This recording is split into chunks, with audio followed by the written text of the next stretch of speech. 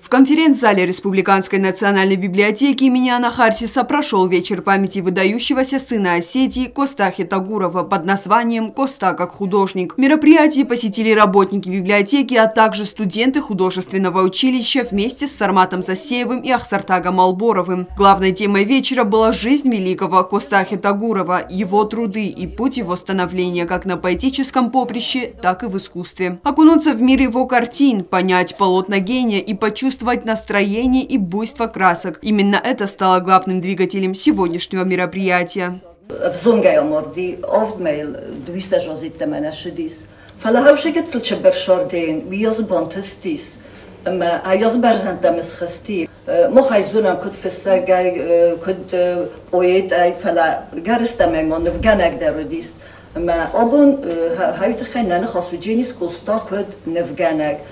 Оценить работы по достоинству и вникнуть в суть картин гостям помогли профессиональные художники. Как отметил директор художественного училища Сармат Засеев, нужно знать и помнить художников своего народа и также передавать знания молодежи.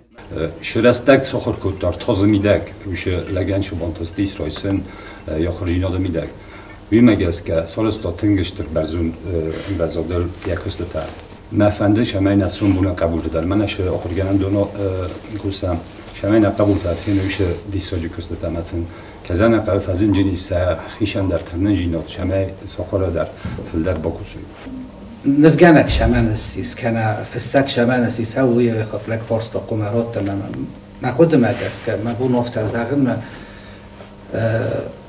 وچگن ارز دلای روز مکود تا ما خود تارو بابا برکود داشتم نفکن ناده چیزون یابونی یاسما باوزاغن میا لیتراتور نفزاد مرا خواستم ما یکار افتادن در فیکوشین حال کم داری رستومه.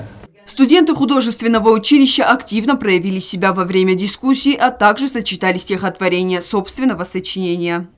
Фстоса мртай, фстоса мзавгатай, фстоса дзртай.